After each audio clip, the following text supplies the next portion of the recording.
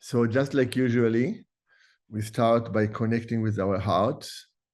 So we listen and we connect to each other with our hearts.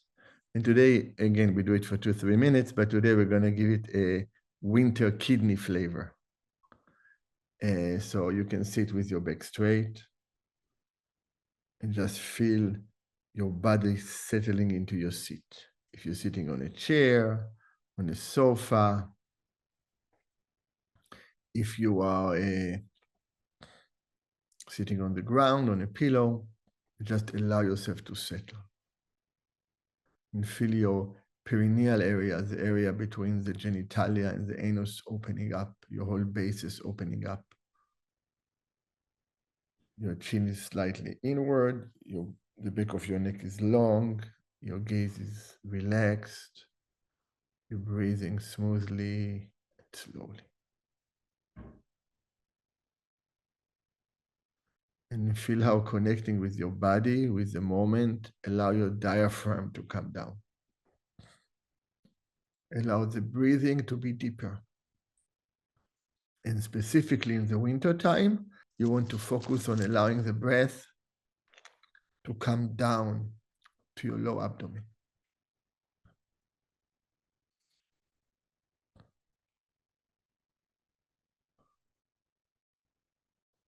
And with this, you say hello to your heart. You just put your hands on your heart and feel the warmth. Feel the warmth of the heart spreading through your chest.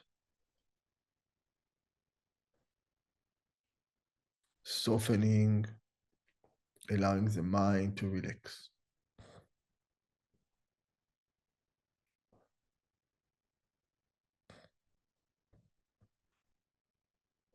And specifically in the context of the winter,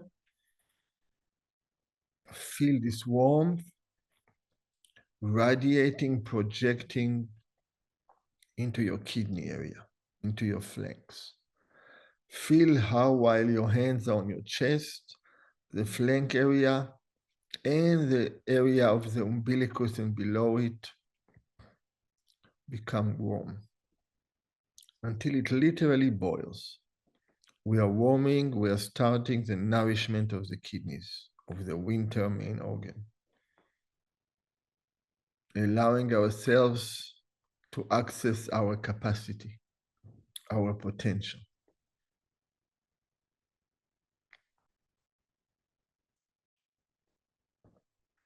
Our genetic and epigenetic storage. And we just relax into it.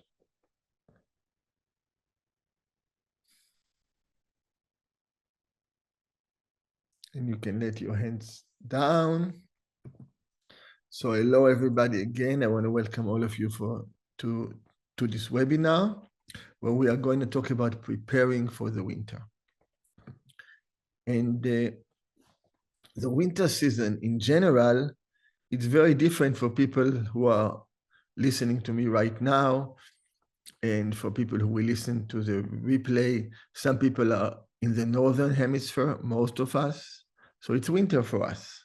Some people in the southern hemisphere, they always feel like they have to wait 6 months until they get the information on the season. But it's more of a generalized explanation. Some people are in very cool, cold, freezing weather. Some people in the warm weather, like southern United States, like Hawaii, like different places. So one way to relate with the winter is by the weather. But that's a little bit of a superficial way of looking at things. That's the external expression of the winter. Today, I want to share a little bit of in-depth information and look at the winter from a traditional Chinese medicine perspective. But look at it beyond the classical correlation that the winter relates to the kidney and to the bladder, it relates to the bone, it relates to fear, it relates to ambition, it relates to our bone marrow, it relates to our brain, it relates to the hair of our head. These are the color is blue or black, the taste is salty. These are the classical correlations between an organ system and its expression throughout the body, throughout our emotions, throughout the different aspects. So today we want to look at it in a way that is not often discussed or available. A lot of information that you are not going to read in a book. A little bit, I alluded to some of it in the survival paradox. So we want to really look at Chinese medicine and see what is unique about Chinese medicine, one of the most ancient systems and a very prolific medical system that has treated, really countless people over millennia. So Chinese medicine is focused on the understanding of time, on the relationship between us and time. And in this sense, the relationship to time is reflected in movement. In movement in general, and we're going to get a little bit more sophisticated about it today. Movement is really a combination, an expression of time and space combined. There is a certain space we have to traverse, and it takes us a certain time to get there. And how fast we get to a point, how fast is the movement, relates to speed. So speed is a reflection of the relationship between time and space, right? Space, distance divided by time equals speed. Very simple, basic formula in physics. So in this sense, we have to look at our life in general. And in general, the basis of our life in modern time is that we move at a very, very fast pace. At a pace that would be incomprehensible, not only thousands of years ago, but even 100 years ago, definitely 120, 130 years ago.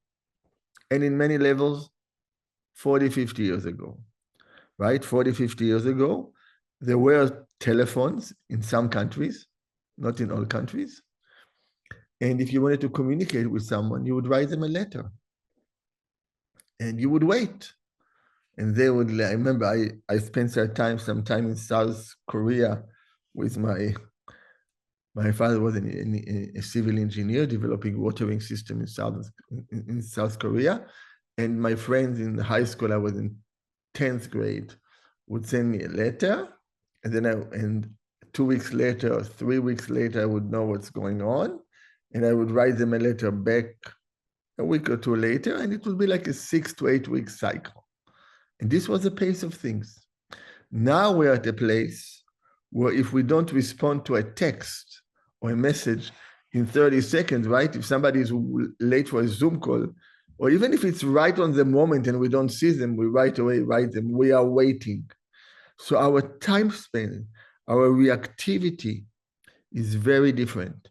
And this has a profound effect on our organ systems and also has a profound effect on our reactivity, on our survival response, on the shift to an ongoing sympathetic flow at a high cost, but also at a high level of adaptability. And I often say, if you took a master from the Himalayas who was in the cave all the time 500 years ago, and you put them in Wall Street in the middle of a trade, they would die from a heart attack right away.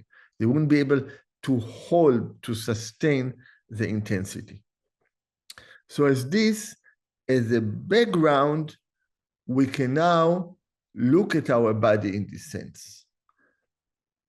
And in our body, and some of these concepts are complicated, you may want to listen to them again. In our body, different organ systems relate to different speeds.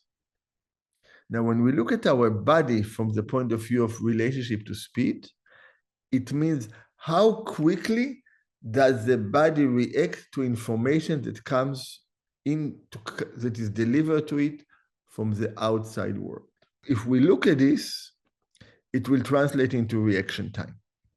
So for example, we connect with the universe the moment we breathe. We see different things, but the molecule of air in our mouth right now is connected to the vast space everywhere. Not only now, but also information from the past is still traveling. And believe it or not, information from the future is affecting us right now. So when we inhale through the mouth or through the nose, and I'm not going to get into this now, the first organ that receives information, the first reactivity is the lungs. And the lungs respond. That's why the animalistic instinct, the animalistic, the animalistic spirit of us, the survival spirit of us relates to the lung, to the metal element. Very sharp, very quick, very judging, yes, no, good, bad.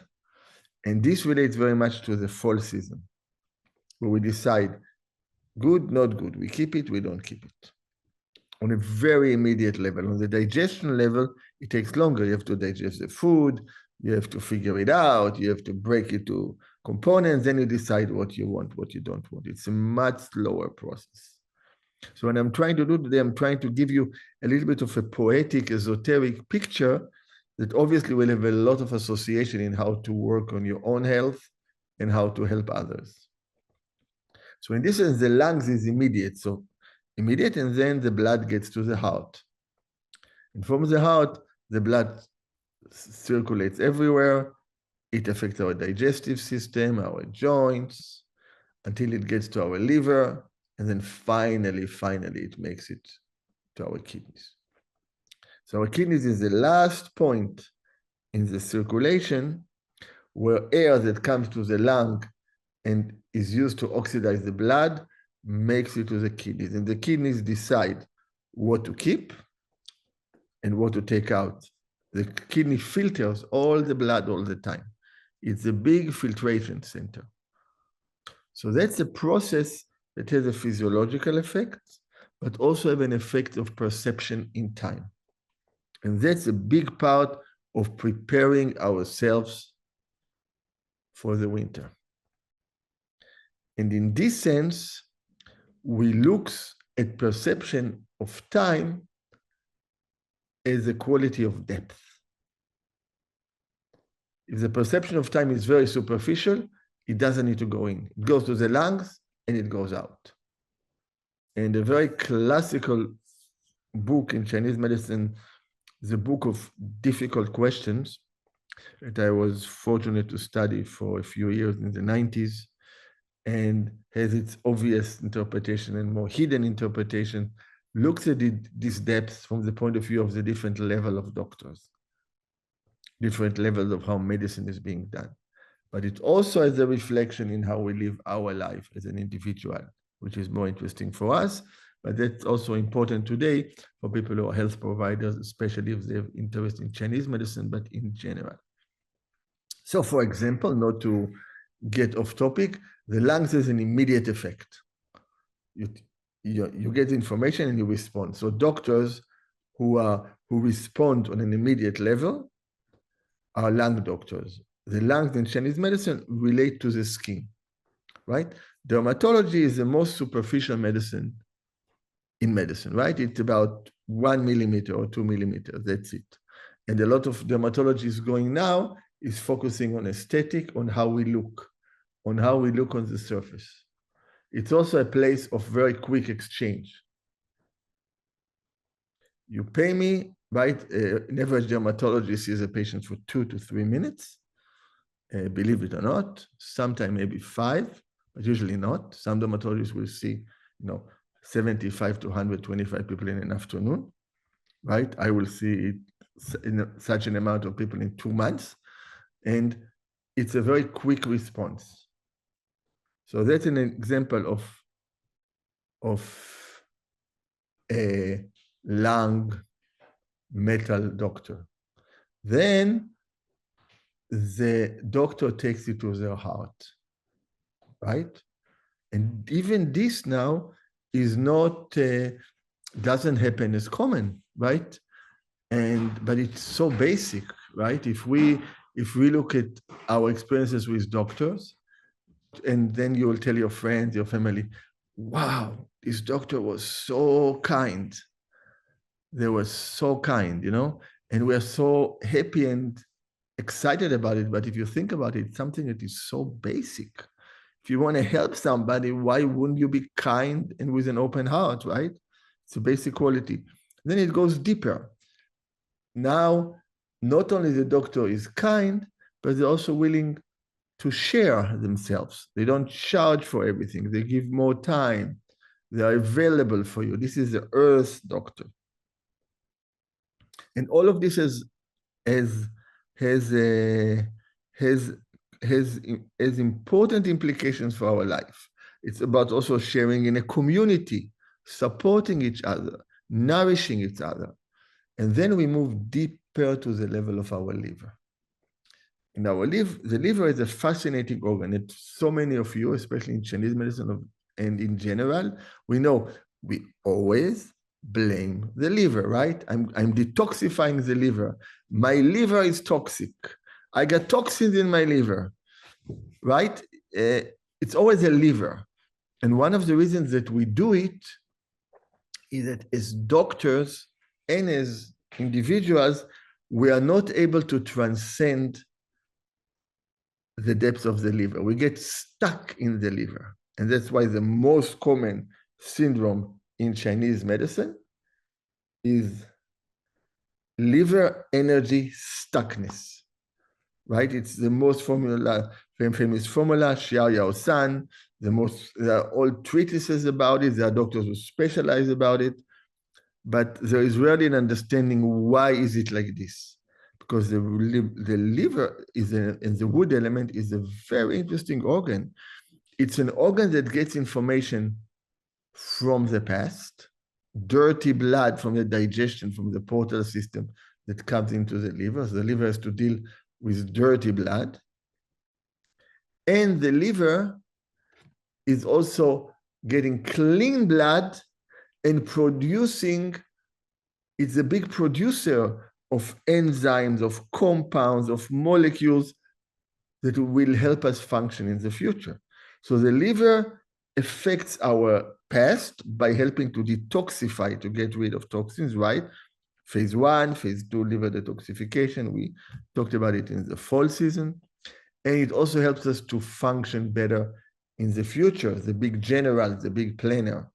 So we have to be able to hold the past and the future at the moment in a better way. If we can do it, if we don't react, that's the liver reactivity with anger, etc., we move to the kidney, we move to the depth. And that's why in Chinese medicine, they say that the kidney doctor is the one that can tell the future, the one that can tell when a patient will live and when a patient will die. So these depths also relate to the depth of our breath, right? So today when we opened our heart, we talked about allowing the breathing to come to the kidneys, connecting our heart with our kidneys, a very basic essence, very basic axis, the kidney-heart axis, right? As it says one very famous Hebrew saying, ancient saying, it's not formally biblical, is that God examines our heart and our kidneys. That's the basic axis of life that is being examined to look at us. So going back to the kidneys, going back to the winter, we are now dealing with this very, very deep level of perception of time. So the kidneys have the ability to hold the past and hold the future. And this is very profound on a meditative perception. So I want to a little bit look at it from the point of view of our perception of time. And I shared this diagram before. It's one of my favorite diagrams. that I've been teaching for decades by now. And it's really every time it has another connotation. So let me share it. So here we are in the present at the moment. I often use this and teach it in my retreats in a different context. So today we're going to talk about it more just from a perception of time. We're going to narrow it down. So we are present at the moment, at the present time, and we are reacting to the present. So if really we are very tight and we are just focused on the moment, we are right now, but very tight, very reactive. That's a long process. But if we look, we can see that this process of being in the moment happened in the past, right? 10 minutes ago, 20 minutes ago, an hour ago, a month ago, when you were a baby, your parents' life, your grandparents' life, multiple generations. And it's going to happen in the future.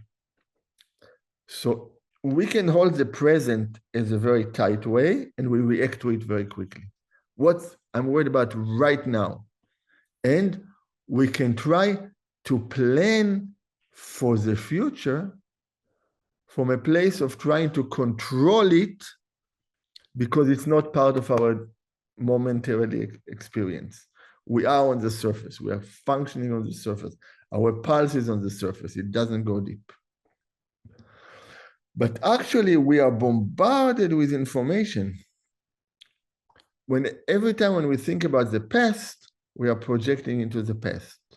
So our projection into the past in the future are affecting our current reactivity, as our projection into the future from the past.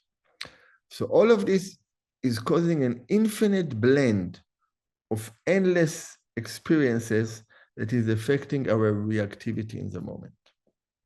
So we can hold to the moment by being very, very tight here and reactive, and sometimes kind of out of the blue, or we can be all to the moment being very spacious, where the past, the present, and the future becomes one big continuum.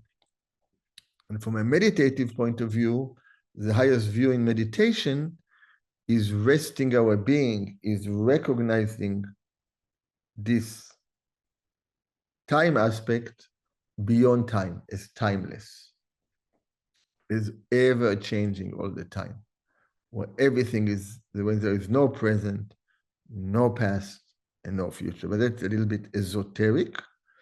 But these different experiences is what allows us at the moment to know what is going to happen in the future. It's not that we're trying to project, it's part of our expanded reality and allows us to know how things from the past are affecting us in the moment. How we react to it is also a whole set of reactions that relate to different organ systems. So it's kind of taking a lot of esoteric thinking and putting them in the context of actually an organ system. With this in mind, we can understand that if we go back and look at the diagram for a second, we talked about the kidneys holding the past and the future. So the potential, the procreation, the reproductive system, the generation of the next, of the next generation, fertility, creativity on a very deep way. From this perspective, the kidneys hold our capacity, our potential, a potential that is genetic. We are affected by all these multiple generations. In the future, I'm going to change the order and have the arrows going forward come before the arrows going backward. So we get a sense. So past generations, genetics are affecting us. But also their life experiences are also affecting the way that our genes are expressed. And that's why the kidney holds the genetic and the epigenetic potentials that we have. Bottom line, it's an important organ system. So because the kidney has the ability to hold big chunks of time, because it holds our capacity, our potential, it is also the water system, the kidney bladder system, is a system that allows us to have preservation, determination, keep going without giving up. And the classical channel from the acupuncture channels is a bladder channel. It starts right here, and it goes all the way to the back, to the end of the outer part of our smaller toe. And then it enters back and nourishes us through the kidneys, all the way to here. So this is the longest channel, 67 points. By far, I mean, the one next to it is a gallbladder at 45 points. So a different creature. And the bladder channel in the back has different points that connect to the different organs. On the physical level, closer to the spine, and on an emotional, spiritual level, as we go out and come outward to the front, to the yin, to the introspection aspect of ourselves. And as such, the bladder can serve as a regulator and the reservoir of the different organs. You can give energy to the organs from the reservoir. And indeed, the bladder is the most significant organ in the body from the point of view of being able to expand and hold fluids and completely let go of them at once, right? You can see how this reservoir capacity and potential and role is also reflected in the organ system. And we often just see the organ part, we don't see the other part. That's why I mentioned that this presentation is a little bit different than your common presentation. So when we come to our determination, to how determined we are, to our perseverance, to how long we can keep going, we can come to it out of effort, and then we are contracting our kidneys. That's the ambition drive of the kidneys. That's where our backs get tight. That's when we burn. That's where we burn our adrenals. Or it can come out of spaciousness, and the spaciousness can be because we just relax. We do yoga, we do qigong, we do breathing. We space our life and we create a sense of spaciousness. Or it can come because we are connected to the ever-existing, everlasting spaciousness in everything and understand the role of the heart in it. And then our ambition turns into motivation. Motivation to help ourselves and any living beings. And motivation is beyond time, beyond judgment. So there's the spiritual aspect of connected to this quality of the kidneys. If we look at the kidneys, if we look at the winter, if we look at the process of introspection, if we look at the kidney as giving us capacity, it also provides us structure to withstand life, to do like a long run. And as such, it's responsible for the strength of our structure, of our bone system. So bones, the quality of bones, relate to the kidneys, right? We know vitamin D3, the last hydroxylation of vitamin D, is done in the kidneys. So if there is kidney failure, we need to take vitamin D supplementation because, I mean, people now we know we need to take it anyway because the kidney cannot produce vitamin D. And as we age, as this ability to hold gets weaker, there are more issues with remineralization of the kidneys. It is unrelated to hormones, what you call senile osteoporosis. where there are not enough minerals coming in. So the kidney, because it's really what allows us to build our structure, to go into our depths, into our center, where everything comes out from the bones, right? There are tendons and muscles and then connective tissue all the way to the skin. So it's the center, the depth, and we come out from the bone perspective also in everywhere, in the middle to the outside. That's why the winter is very good time for remineralization, from going in, just like we settle in the meditation, we settle and strengthen our bones. That's why certain ancient practices like Qigong and Tai Chi, where and breathing and meditation, where we allow the energy to come into our center, helps to make us more heavy, more grounded, actually can strengthen our bones. But the kidneys also gives us nourishment for life. And that's why the nourishment of the kidneys is called in Chinese medicine Jing, essence. It has the essence, the potential that allows us to express ourselves. And this is why the kidney are also in charge of the bone marrow, of blood cell production. People know if people have advanced kidney disease, they don't produce anymore erythropoietin and they are chronically anemic. The factor for producing red blood cells is produced by the kidneys. It's amazing how ancient medicine knew this. And in this sense, this essence that allows us to produce blood that nourishes us is also in an aspect of it is also in the mind, what I would call the bone marrow of our mind. And this is why the brain and the spinal cord tissue are related to the kidneys. And sometimes you see in patients with neurological diseases, you see it in ALS almost classically, where the kidney energy has become disconnected from the brain energy. The kidneys are no longer nourishing the brain for different reasons. So when the kidney flows well and expresses itself all the way, it will affect the hair of the head. The hair stays dark and it grows very fast and very strong.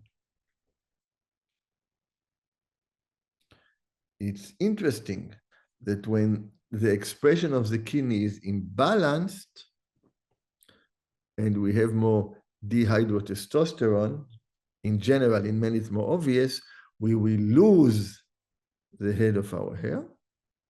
We will grow more hair often on our body, on our face, often, in women's issue. And also, testosterone shifts into dihydrotestosterone, and the prostate becomes bigger, and it drives prostate cancer.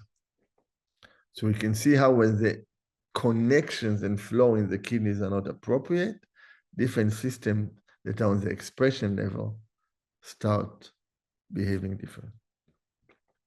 So it's really hormonally one of the main hormones of longevity, testosterone, is not being balanced. It's not being processed properly. So it shifts into dihydrotestosterone or too much into estrogen sometimes. So how does this affect us? This is all great. So now we want to take and see how can we express this from a point of view of lifestyle. So we are just getting into December 21st. We are starting the winter season. So in general, the kidneys, the winter is about grounding, about rooting. Certain traditional martial art systems, Chinese medicine at certain aspects of it will tell us to breathe into your dantian, breathe into the lower abdomen about an inch under the belly button, even to the belly button. So during the winter season, our breathing is more grounded into the abdomen to ground ourselves. We also want to warm the body, to give the body the energy, to try to feel the capacity of the body. So use more warm food, especially, of course, if the weather is cold, it's natural. Now, this is interesting because we can also quickly look at this from the point of view of what capacity is. So we come to this world with a certain capacity from a Chinese medicine perspective, from a genetic perspective. So it's there is a very tight correlation. But what we do with it, that's the epigenetics. There's a very famous saying in Hebrew that says, "Akol tzafui v'hareshut netuna." Everything is predicted, and we have the choice. Everything is predicted with our genetics, and we have the choice is our epigenetic. Epigenetics is bigger than the kidney. It's how we conduct our life, how we react to the outside world, how we react with the inside world, what we eat, what we think, how we feel, how self-focused we are. It all plays into this. The big transformation, at least from my perspective, is when we connect to the kidney energy through our heart. And that's the quality of open heart medicine. How we can project the heart into the kidneys and into other organs. I often give a flavor of it when we do meditations, which actually reminds me, I didn't think about it, but in January, I think January 18th, I'm offering a free one-day meditation Zoom retreat. It will be our second annual retreat. And with some specific new focus, you will get an email about it. And please come and please share. I mean, I'm taking the time to offer it to anybody who wants. So the more people come, the more the energy spreads. And I a little bit do this in our retreat, the one we did, the amazing retreat we had in Hawaii in September 24. And we're coming back to Hawaii in September 25, September 9th to the 13th. We really work on this a lot, even at the basic level of the first 4 days. And it's remarkable the level of peeling off, of healing of traumas and transformation people go through. The idea that when we connect our heart, our different organs, and that's how we open today, we connect our body, our organs, our self-focus into this universal healing, great oneness that belongs to all of us and is always there. So let's take for a moment and look at mental and life processes. So because of the grounding, because of the remineralization, because of going to our bone marrow and our bones, the winter is naturally a time of introspection. So for me personally, I would for many, many years, for 20 years, I would always go on my long retreats in the winter, like around late December, early January, I would go for 6 to 12 weeks. And I would also do my detox as part of, because that's the time I had. It wasn't the ideal season, but it's the time I had. It was part of peeling off with a focus on introspection, multidimensional in my case. So when we go through a process of introspection, and I'm sharing all of this with the hope that some of you will try to see what it does for your winter season, and then you can share it with us. Then things, ideas, activities start to percolate. So for example, open heart medicine as a vision, which came from a very great perfection master, Longchenpa. When I was on retreat, I just happened to kind of transmit it. It happened on January 25th, 2009, which happened to be his Paranirvana day. That's as part of my opening and introspection. The technique of inner and secret Tonglen also came in January, as I was meditating in the ocean in Hawaii. Now, it doesn't mean it comes only in the winter, but for me personally, my body is tuned into this process. So things, idea, activities start to percolate, and then they will manifest, just like the tree is coming out of the earth, they will manifest in the spring, like a tree coming out of the earth. The ones listening who ever seen a beehive from the inside, and I keep bees for many years, I love bees. You can see how into the winter, into January, February, early March, it's still, blossom is just starting, but the beehive is already, the queen is already laying many eggs in anticipation for the activity. That's part of the reproduction, right? The procreation, the number of bees becomes 6, 10, 20-fold sometimes in order to go and collect honey and pollen and also swarm during the springtime. So that this process, this connection from the kidney to the liver has to be a good connection. Often as we age, we lose this connection.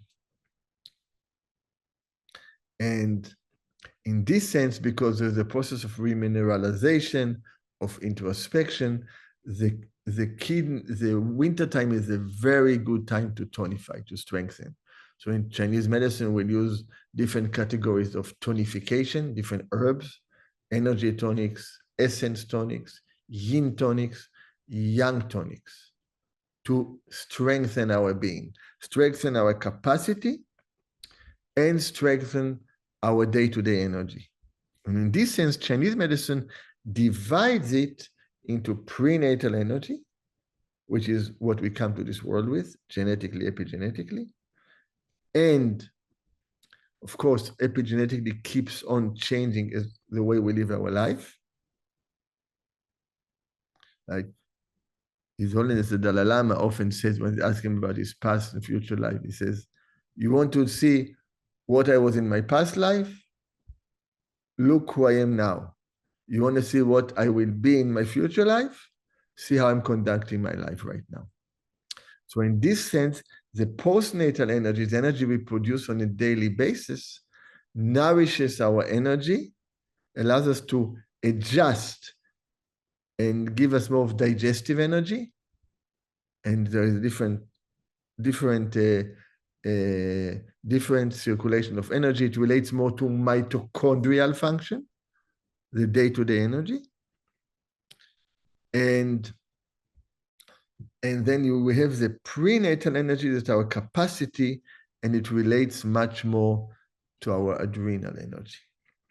So the energy that we produce on a daily basis is more of the digestive energy. It's affected by diet, by efficiency of digestion, by our microbiome. It is regulated very often by the thyroid, that really regulates more energy, less energy, more energy, less energy. It's the immediate energy. We call it the stomach energy. That's why the stomach channel goes right here. The core energy is the adrenal energy. It's expressed more by levels and balance of adrenal hormones, DHEA, testosterone, cortisol, adrenocorticoids that balance the salt and water systems in the body. And all of these are affected by our lifestyle. So you can see how the certain hormonal balance is affected, and that's also often an epigenetic effect, but also a toxin effect that comes from the membrane inwardly. And in principle, our system is built to function in a better way and on a longer term basis when it's in a peaceful parasympathetic way, state. And that's why stress will damage our core energy capacity. And that classically we see this with adrenal fatigue, right? And first the hormones go up as we are trying, and then you have an exhaustion. So Addison syndrome is the adrenal insufficiency as a medical condition, not common, but you can see adrenal fatigue, subclinical level, very prevalent. And practices like meditation, qigong, tai chi, acupuncture, moxibustion, warming, herbs will support this capacity. From a more high-tech stem cell therapy, exosome therapy will also support the capacity. Heat therapy, infrared saunas, light therapy, shorter times, will also strengthen this capacity. Both the sustainability of day-to-day energy and core energy will give us a quality of adaptability. And adaptability, there are many adaptogenic herbs, right? Like ginseng and ashwagandha and eleuterococcus, etc. And what is adaptability? Is our ability to cope better with stress. It's really about how flexible we can keep our rubber band. So we can stretch when we need to do more, and we can relax when we do less, right? So now there is a lot of talk about the hormesis effect, about challenging the body to create a response, right? Like putting the body under oxidative stress to allow the body to create a response. This is really the principle of adaptability. It's important that we're aware of it. It ain't a new discovery, okay? It's thousands of years old. There is obviously a lot of truth to it. The issue is when we stretch the rubber band too quickly and too harshly, what happens? The rubber band tears. We have small tears until it tears apart. This is why taking ourselves to extreme conditions very quickly may not be a wise thing on a long-term basis. It may be suitable for healthier people, for younger people, where the repair system is better. And often you see it in people who, for example, do ice bath, but they live in warm areas. So there is a balance, you know? So we just have to be aware, and I predict that some of these extremes are going to have their consequences, and you will hear about it in a few years. So in general, this process of grounding, of introspection, of remineralization is a very good time in the winter. So winter is a good time in general to slow down. Don't push on very harsh exercises. To keep movement because things are cold, there's more stuckness. And to give yourself more space for introspection, for connecting with yourself, with your community, for going into the depths of your being. So I want to look at some questions. We have a few more minutes. So people asking what are important things to focus on during the winter to keep the immune system besides the vitamin D. That's a great question. So good breathing exercises, keeping warm, and you can shift more into tonics. One of the best things for preventing colds and supporting our resistance are medicinal mushrooms. They are remarkable. And I never miss a day of mycophyto since I put it out in the year 2000. It does make sense in the winter to go to sleep early and wake up a little bit late. The reason, it's a normal trend of the nature around us. The days are shorter, the nights are longer, we want to be in sync. Also, somebody is asking, also tuning frequencies exposure to our skin, do they benefit and how they, oh, that's a huge topic. And it depends on the frequencies. We are frequencies, and every emotion, every color, every feeling has frequency. So yes, definitely they have an effect. And in principle, when we are more spacious, when we are more open, our vibrational frequency, our electromagnetic field of the heart becomes more harmonized, more peaceful, more nourishing. And somebody is asking if daily sun important enough for my health that I should move from Pacific Northwest. Oh, that's a big question. And I don't want, I mean, I live in Northern California, and winter time right now, I just arrived 2 days ago. I spend it in Hawaii. And so I'm a great believer in sun exposure, if you can. Again, some of you live in the Northeast and the North, so I admire you in the winter, but you're also used to it. It's also, if it's multiple generations, you adapted to it. But I find from my clinical experience, for people who have a hard time with the winter, taking a week to 10-day break, if you can afford, around middle January, late January, and going to a warm place. And then when you come back, don't rush to work the next day. Give yourself one more day to adjust. Very important. This heat of warmth and sun, and now the days are starting to get longer, allows you to adjust and survive the winter in a better way. But a little bit of sun exposure early in the morning is a great thing. And in my opinion, and maybe non-scientific, no sunscreen. Maybe you can protect your face. If the sun is very low in the winter, the UVA, UVB is very low. And you get the nourishment, you get the energy of the sun, the infinite energy, the big, generator of heat and energy. There's something very, very healthy in it. Okay, where do kidney stones come into it? Wow, so there are different kidney stones. There are calcium kidney stone, oxalate kidney stones. There are kidney stones that are affected by our pH.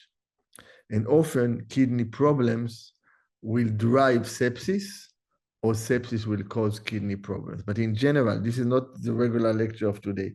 From a medical perspective, when we have an acute process such as sepsis, and the kidneys are affected, our prognosis gets much worse. And that's really why I'm driven to develop the xGAL3.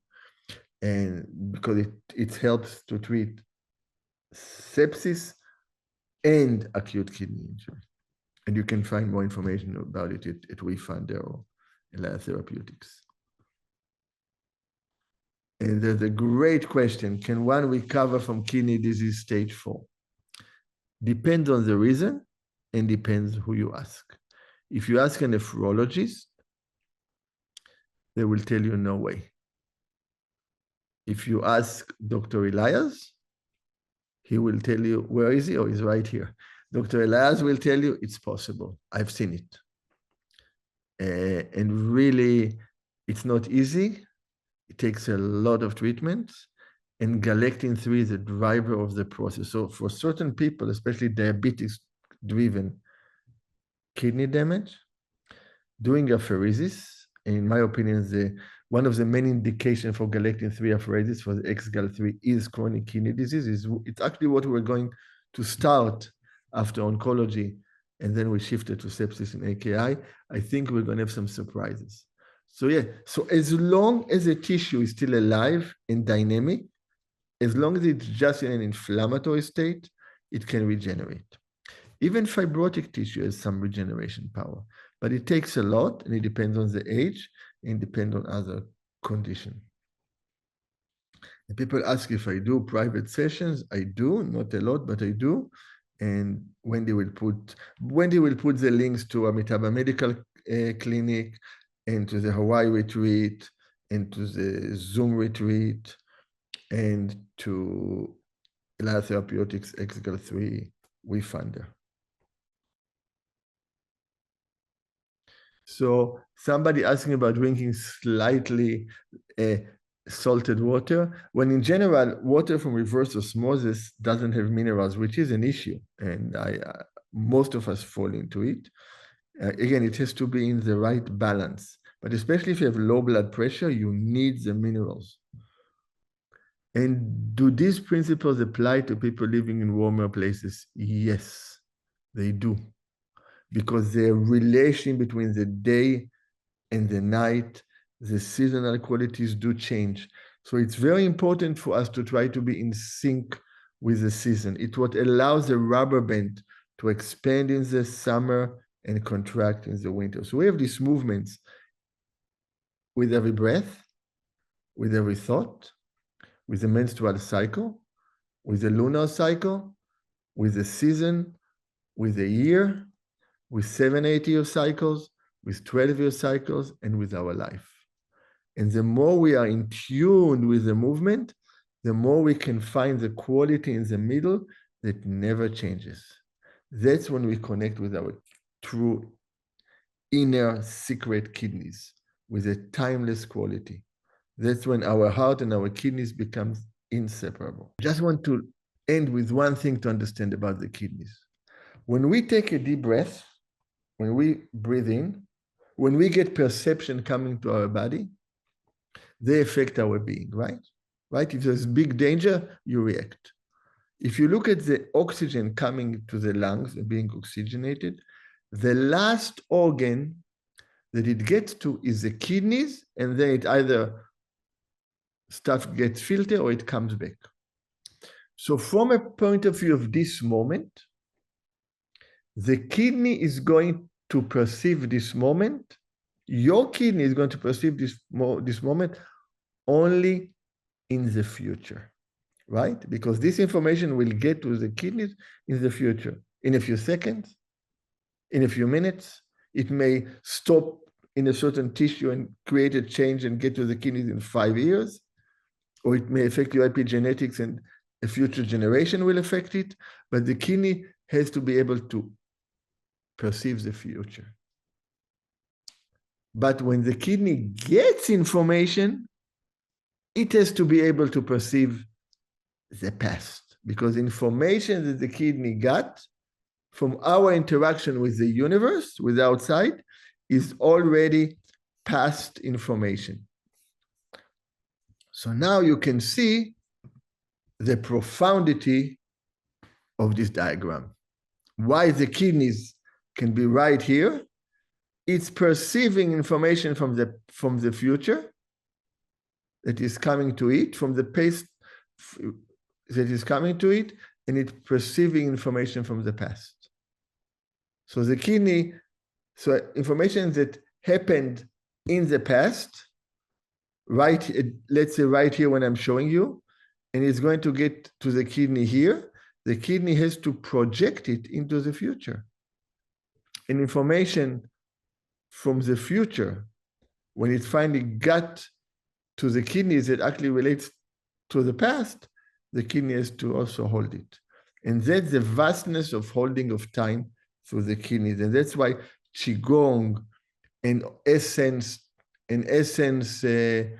exercises in different traditions, including in Buddhism, and certain medical substances, blessing medicine or Shilajit, fulvic acid, that go through mountains, through millions and millions of years, often are used traditionally to strengthen the essence, and we know it has a good effect on the brain and mitochondria. It's because of this capacity. So in any case, I want to thank all of you. I hope that you have an incredible introspective winter season and a lot of new ideas and enthusiasm and an open heart will bubble in you. And please join me on January 18th, and we can all share an open heart as one community. So thank you all for coming.